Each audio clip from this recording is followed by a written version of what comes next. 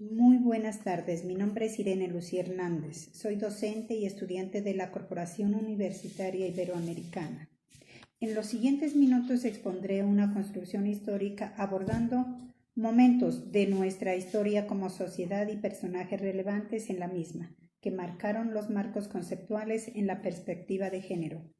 Durante esta construcción histórica veremos marcada redacción de la historia de las mujeres y los derechos humanos, así también la estrecha relación de la educación, dicha perspectiva de género.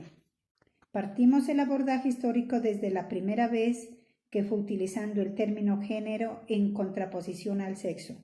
El profesor Robert Stoller en 1968 menciona en su libro Sexo, Género, que aquello que determina la identidad y el comportamiento, sea bien masculino o femenino, no es el sexo biológico, sino por el contrario, son las experiencias sociales como ritos, costumbres atribuidos a hombres y a mujeres. Gracias a Anne Oakley, en su libro Sexo, Género y Sociedad, 1972, se popularizó el término género, de cual muchas feministas posteriormente se apoderaron, ya que les permitió sobrepasar determinados determinismos biológicos inicialmente concebidos como una difusión de la historia de la mujer. El concepto de género permitido, según Natalia Semon, permitió redescribir los papeles significativos de los roles sexuales y cómo funcionaban para mantener el orden social o promover su cambio. Se puede hacer una revisión estructurada en 4 grandes periodos históricos: sociedades prehistóricas, edad media, edad moderna y edad contemporánea. Sociedades prehistóricas. Las diferencias físicas de género se identifican desde el tiempo prehistórico, las cuales determinaron la supremacía y poder ejercicio en sexos sobre otro. En tiempos prehistóricos a las mujeres se les consideraba como acompañantes y objetos sexuales, destinadas principalmente al papel de la reproducción. Muchas sociedades en la antigüedad contraponían suposiciones de debilidad física en las mujeres con atributos naturales de poder, fuerza y agresividad en los hombres, para implantar una denominación física, sexual y social que certificaba el control de la mujer por parte de los hombres. Edad media. En la época medieval, la Iglesia luego juega un papel importante en la identificación de las mujeres, construyendo 2 figuras sumamente relevantes como Eva y María, concebiendo un conjunto de características propias de la mujer: casta, prudente, trabajadora, honrada, callada, obediente, hermosa y sorprendente. En la época medieval, las mujeres que poseían conocimientos específicos en alquimia, anatomía, botánica, sexualidad y demás, desempeñaban papeles importantes en la comunidad como perfumistas, nodrizas, parteras y cocineras. Resultante de los conocimientos en botánica y sexualidad, estas mujeres sabían preparar diversos abortivos, teniendo así el control sobre la reproducción, por lo cual estas mujeres fueron perseguidas y quemadas en la hoguera bajo la denominación de brujas. Edad moderna. Durante esta época se realizaron grandes inventos y progresos tecnológicos. Los grandes cambios de esta época conllevaron a reformas y revoluciones mundiales. Ejemplo de esto son las rutas oceánicas, la revolución científica, la revolución industrial y la revolución francesa.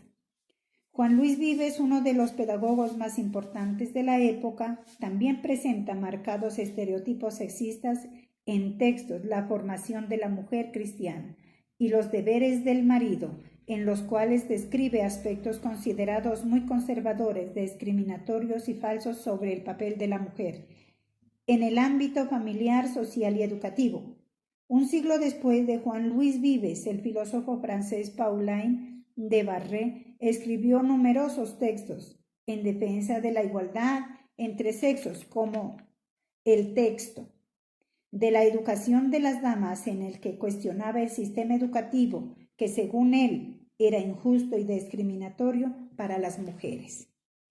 En el periodo de la Ilustración, el dirigente político francés Jean-Antoine Condorcet elaboró un programa de instrucción pública para diseñar el sistema educativo francés, donde se ofrecía a ambos sexos la posibilidad de acceder a la educación, y de igual manera propuso una solución: proporcionar a las mujeres el derecho al voto y a la ciudadanía. Edad contemporánea. Los escritores Olympia de Houges es considerada también una de las precursoras del feminismo.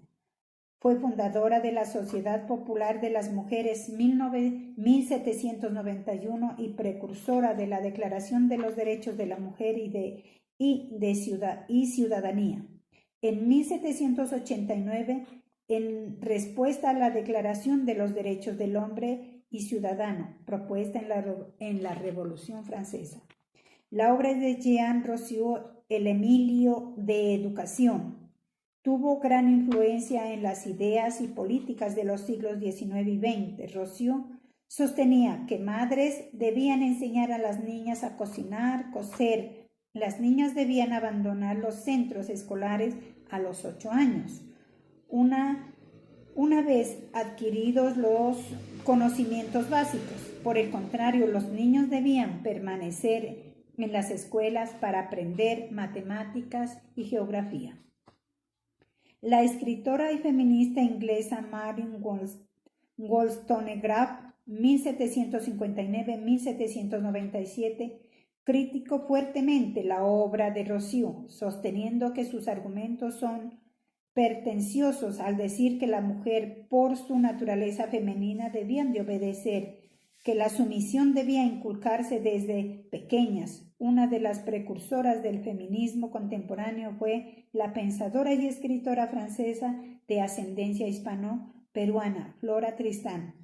En su discurso apeló al sentido de justicia universal de la humanidad, considerando que mientras las mujeres en el mundo fuesen tratadas como seres inferiores, serían siempre oprimidas y no obtendrían un bienestar universal. La transformación que ha tenido el concepto de equidad proviene de en gran parte de las luchas que se protagonizaron a finales del siglo XIX y principios del siglo XX por el movimiento feminista denominado de primera ola. El feminismo de la primera ola se caracterizó por la lucha por la igualdad, en particular de derechos, la prohibición de la discriminación en el trabajo, la revolución de las leyes contra el aborto, la igualdad de género en aspectos políticos como el derecho al voto, el trabajo en igualdad de circunstancias y el derecho a la educación. Sin embargo, los movimientos sociales políticos ocurridos en Francia en 1968 inauguraron la segunda ola del feminismo. Este nuevo movimiento se caracterizó por un cambio en las prioridades. La búsqueda de la igualdad es sustituida por una afirmación de la diferencia. Dicho de otro modo, ya no era objetivo principal ser consideradas como iguales, sino ser reconocidas como género diferente, con necesidades distintas, pero con las mismas oportunidades. La tercera ola feminista comenzó en los años 90 y se extendió hasta la actualidad. El feminismo de la tercera ola significa que hombres y mujeres son iguales, pero diferentes dentro de las complejidades de cada género.